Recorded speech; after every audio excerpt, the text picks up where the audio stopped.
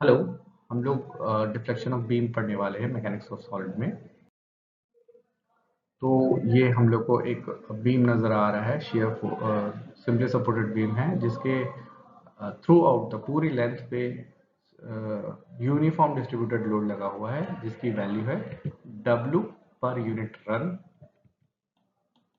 ठीक है, और यहाँ पे सपोर्ट पे एक रिएक्शन लग रहा है A एंड B। तो यहाँ पे दो सपोर्ट्स हैं, एक A है एक B है। तो यहाँ पे दोनों पे रिएक्शन लग रहा है। जब शेयर फोर्स और बेंडिंग मोमेंट पढ़े थे हम लोग ने, तो वहां पे हम लोग ने इक्वेशन लगाया था summation of X F Y और summation of M M about A. तो इन दोनों इक्वेशन की मदद से हम लोगों ने यहाँ पे रिएक्शन की वैल्यूज निकाली थी। तो इसके मदद से R A plus R B, ये फर्स्ट वाले इक्वेशन की मदद से R A plus R B will be W into L. Second वाले इक्वेशन की मदद से मिलेगा हम लोग को, अगर मैं ए के अबाउट मूवमेंट निकाल रहा हूं तो आर बी से लूंगा R B into L minus W L पूरी लोड की वैल्यू आ गई into L by two is equals to 0 put करूंगा मैं, तो आर बी की वैल्यू मिल जाएगी मुझे W L by two, capital L है ये, और आर बी और R A due to symmetry ये वैल्यूज सेम होगी, तो ये आर ए के भी बराबर होगा। नाउ अब हम लोग एक सेक्शन अज्यूम करते हैं, ये जो ब्लू कलर में लाइन दिख रही है ये सेक्शन अज्यूम करते हैं, ये एक्स एक्स सेक्शन है at a distance of X from the end A. इसका मोमेंट निकालते हैं हम लोग, तो हम लोग को मिलेगा ये value.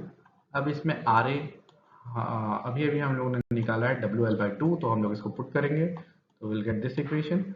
Now we also know that कि E I D square Y by D X square is equals to M x.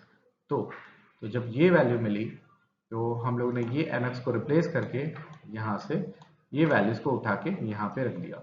इससे इक्वेशन नंबर 1 मिला। अब हम इस इक्वेशन को इंटीग्रेट करेंगे, तो इंटीग्रेट करने के बाद एक C1 कांस्टेंट मिलेगा।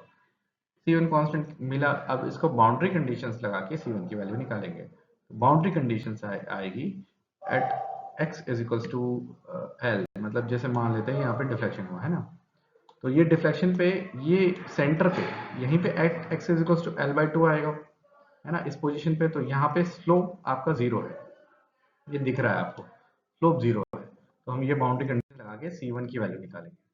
तो हमने C1 यहाँ पे पुट करते हैं at x is equals to L by two. ये x को रिप्लेस करके मैंने एल बाई टू पे रिप्लेस कर दिया, ये x को रिप्लेस कर दिया, यहाँ पे C1 की वैल्यू मिली। C1 की वैल्यू मैंने आइडेंटिफाई किया this much, this is the value of C1। अब इस वैल्यू को मैं वापस से यहाँ पे पुट कर दूंगा, तो ये मिलेगा मुझे ये इक्वेशन, और ये इक्वेशन इंपॉर्टेंट है। नाउ यहाँ पे dy बाई डी एक्स अभी भी है, तो हम लोग इसको फिर से फर्दर इंटीग्रेट कर सकते हैं। तो इंटीग्रेट करने के बाद ये मिलेगा एक C2, यहाँ पे एक C2 एक कांस्टेंट ऑफ इंटीग्रेशन मिला। अगेन मैं फिर से एक बाउंड्री कंडीशन लगाऊंगा at x is equals y is equals to 0 and at x is equals to 0 initially, क्योंकि वहाँ पे y पे भी कोई डिफ्लेक्शन नहीं था, x पे भी कोई एक ओरिजिन पे ना x पे कोई मूवमेंट था ना y पे कोई मूवमेंट था। तो एक बाउंड्री कंडीशन मुझे यहाँ पे मिला, तो मैं यहाँ पे C2 वैल्यू से निकालूंगा, तो C2 मुझे मिलेगा 0।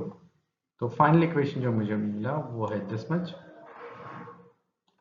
नाउ अगर मुझे मैक्सिमम डिफ्लेक्शन निकालना है, मैक्सिमम डिफ्लेक्शन आपको याद होगा एट सेंटर पे था। ये अगर ऐसा बीम है और ये ऐसा डिफ्लेक्शन हुआ है, तो यहाँ पे सबसे ज़्यादा डिफ्लेक्शन हुआ था सेंटर पे। तो सेंटर पे आपकी जो x की वैल्यू थी, हॉरिजॉन्टल वैल्यू थी, यहाँ से लेके यहाँ तक ये थी l बाई टू। तो यहाँ पे आपको y मैक्स मिलेगा, मैक्सिमम। तो यहाँ पे at x is equal to L by two पे आपको y मैक्सिमम मिलेगा। ये हम लोग निकालेंगे, तो x पे सिंपली हमने एल बाई टू पुट किया, यहाँ पे भी एल बाई टू पुट किया है, और ये वहाँ पे भी एल बाई टू पुट किया है। तो ये फाइनल वैल्यू मिले हम लोग को 5w L square L power 4 upon 384। तो this is the final value. Now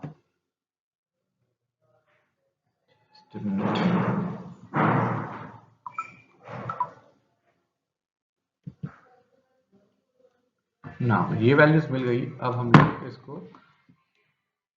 further dy upon dx को निकालेंगे as A theta A. Theta A क्यों? क्योंकि यहाँ पे एट ए इनिशियल जहाँ x 0 था y 0 था वहां पे थीटा ए चेक करेंगे, मतलब वहां पे स्लोप की वैल्यू क्या है। तो स्लोप हम लोग को मिलेगा, this is the slope. Now theta B था एंड पोजीशन, थीटा ए आपके इस डायरेक्शन पे था थीटा ए, तो यहाँ से एक नेगेटिव स्लोप मिलेगा और थीटा बी एक पॉजिटिव स्लोप मिलेगा, क्योंकि हॉरिजॉन्टल से ये एंटी क्लॉकवाइज डायरेक्शन बना रहा है। सिमिलरली ये यहाँ से थीटा बी था, ये पोजीशन बी था, तो ये क्लॉकवाइज डायरेक्शन बना रहा है। तो A is in negative side and B is in the positive side. दूसरा तरीका ये है कि आप x की वैल्यू को L रख के देख लो, यहाँ पे L यहाँ पे रखोगे तो आपको ये पॉजिटिव मिल जाएगा। नाउ ये था C पॉइंट सेंटर पे, यहाँ पे मैंने आपको बताया था स्लोप 0 है। यहाँ पे एक चाहो तो देख सकते हो आप लोग, यहाँ ये डायग्राम पे A पोजीशन पे आपको थीटा A मिलेगा, B पोजीशन पे थीटा B मिलेगा और थीटा C मिलेगा C पोजीशन पे। तो थैंक यू।